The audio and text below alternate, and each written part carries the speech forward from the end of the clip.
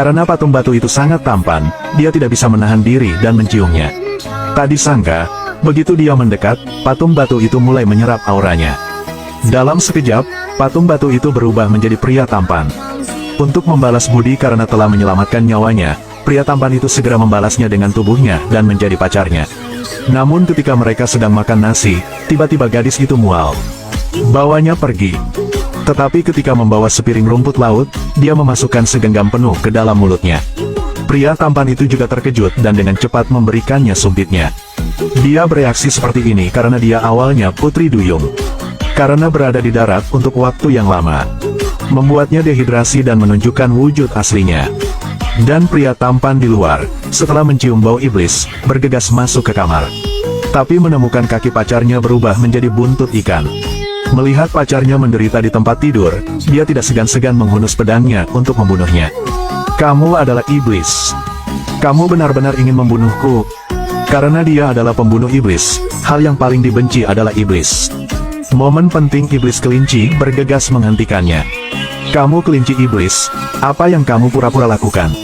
Aku kelinci iblis tetapi aku juga tahu bagaimana bersyukur. Kakak ini menyelamatkanku 2 kali, dia adalah dermawanku. Kata-kata yang baru saja diucapkan pria itu ragu-ragu.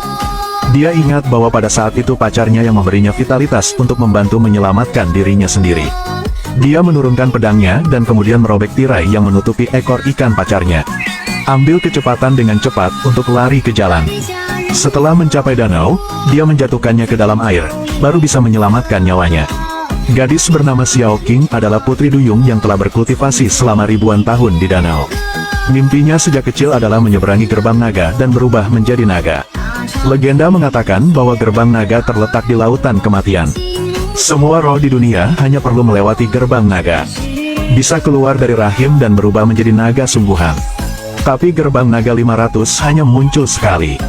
Dan sebagian besar tidak dapat menemukannya, kecuali mereka mendapatkan buku memahami rahasia dunia. Dan kitab surga tersembunyi di kuil misterius.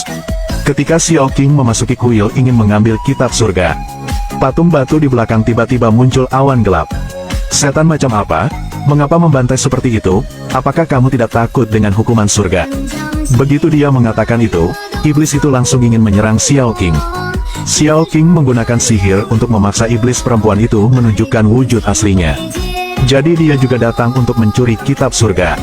Ketika kedua belah pihak saling memandang, kekuatan yang kuat menghantam patung batu itu. Lalu dengan paksa menghisap kitab surga itu kembali. Ternyata dia adalah pembunuh iblis sekte Buyu, Liu Tianzi. Dengan sangat cepat mereka bertiga memperebutkan kitab surga. Xiao Qing hanya menyentuh pedang Liu Tianzi. Sisik ikan di tangannya langsung terbongkar, agar tidak mengungkapkan identitasnya. Xiao Qing buru-buru menggunakan sihir untuk menekannya. Pada saat ini, Liu Tianzi mengarahkan pedang ke arah wanita berbaju hitam. Tanpa diduga, wujud aslinya terungkap. Hanya saja setengah manusia, setengah iblis mirip dengan sihirku. Ibuku adalah Miao Jiang yang fana. Ayahku adalah iblis gunung yang telah menjadi berkualifikasi selama bertahun-tahun. Kau adalah orang pertama yang membuat aku menunjukkan wujud asli. Berikan kultivasimu kepada saya. Liu Tianzi hanya bisa menggunakan jurus terkuat. Di belakang segera muncul patung besar leluhur Buddha. Kemudian melakukan gerakan seperti telapak tangan dewa, iblis itu terlempar ke tanah oleh kekuatan ini.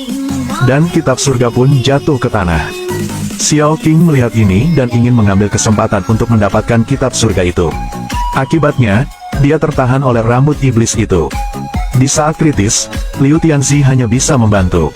Tapi karena iblis punya trik lain, setumpuk jarum terbang menggores leher Liu Tianzi. Dan iblis perempuan juga dibunuh oleh Liu Tianzi dengan pedang. Saat ini, iblis Miao Miao diam-diam mencuri kitab surga. Kau telah diracuni oleh racun 1000 tahunku. Bahkan jika kau memiliki seni bela diri yang kuat, kau secara bertahap akan berubah menjadi patung batu. Setelah mengatakan itu, iblis wanita itu langsung hancur. Memang, setelah beberapa saat dia berubah menjadi batu. Xiao Qing diam-diam mengamati. Meskipun dia adalah pembunuh iblis, Xiao Qing yang baik hati tidak jahat. Secara aktif memberikan energi spiritual kepadanya. Tianzi juga mengembalikan sosok manusianya. Pada saat yang sama setelah Miao Miao mencuri kitab surga, segera lari ke Master San Miang. Jadi San Yang adalah putri duyung berusia 1000 tahun, dia juga ingin menyeberangi gerbang naga dan berubah menjadi naga.